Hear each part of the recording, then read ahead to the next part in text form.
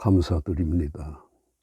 성경은 요한복음 19장 27절입니다. 또 그 제자에게 이르시되 보라 내 어머니라 하신대 그때부터 그 제자가 자기 집에 모시니라. 아멘. 오늘 본문 27절에서 주님이 십자가에서 달리시고 숨을 거두시기 바로 직전에 자신이 사랑했던 제자에게 어머니인 마리아를 보라 내 어머니라고 말씀하시고 있습니다. 그래서 이 시간에는 주님이 그 제자에게 보라 내 어머니라고 하신 것에 대해서 말씀하려고 합니다.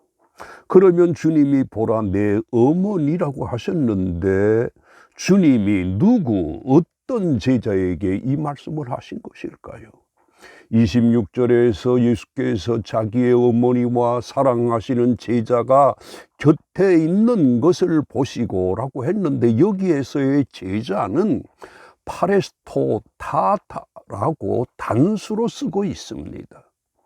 따라서 27절에서 그 제자에게 이르시되라고 하신 말씀은 많은 제자들이나 여러 제자들에게 말씀하신 것이 아니고 그 사랑하시는 제자에게 말씀하신 것입니다. 그가 바로 사도 요한입니다. 그리고 이 요한에 대해서 요한복음에서 예수의 제자 중 하나 곧 그가 사랑하시는 자가 예수의 품에 의지하여 누웠는지라고 하신 말씀에서 볼 수 있는 것처럼 사도 요한이 여러 제자 중에 주님으로부터 특별한 사랑을 받았음을 알 수가 있습니다.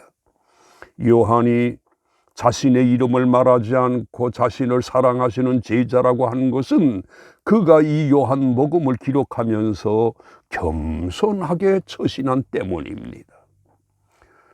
그리고 이 요한이 주님의 특별하신 사랑을 받은 자답게 주님이 십자가에 달리셨을 때에 그 옆에 자리하였던 것입니다. 주님이 바로 이러한 요한에게 마리아를 부탁한다는 뜻으로 보라 내 어머니라고 하신 것입니다.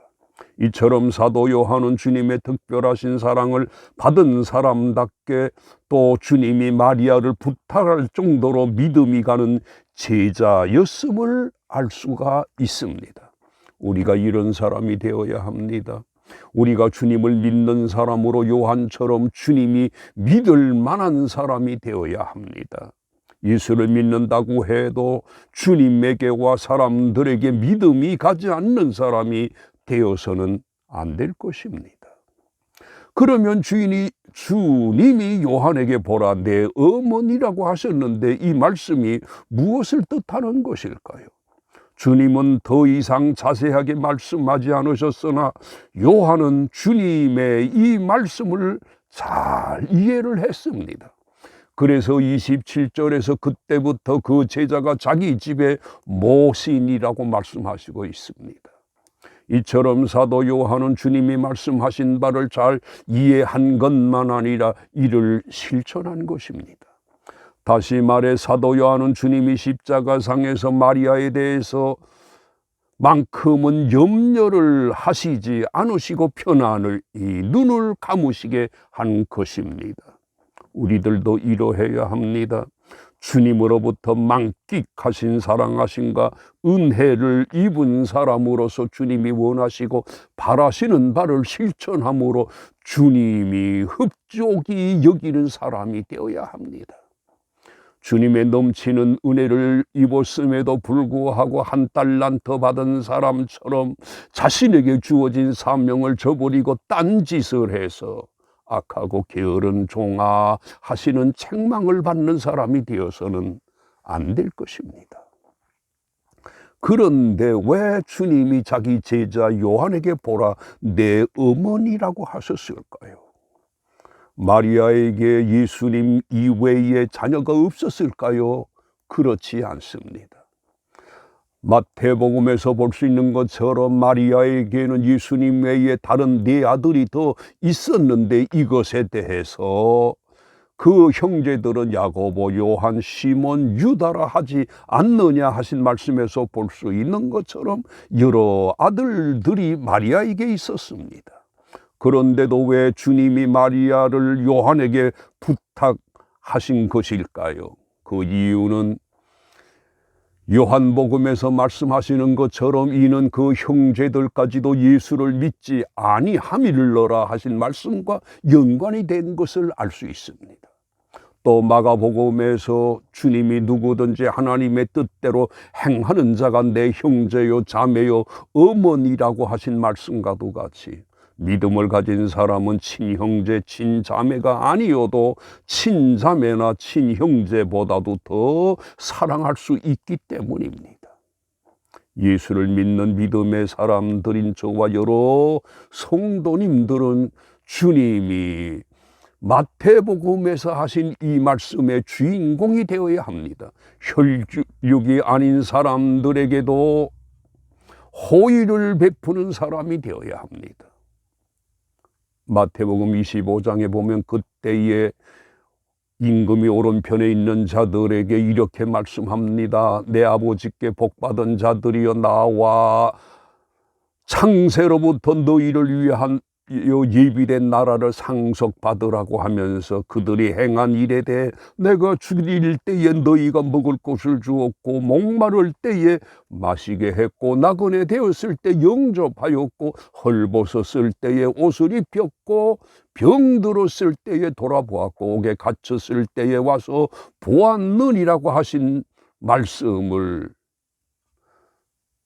듣고 실천하는 자가 되어야 합니다. 혈육이 아니어도 우리는 이런 호의를 베풀어야 합니다. 얼마나 영광스러운 칭찬입니까?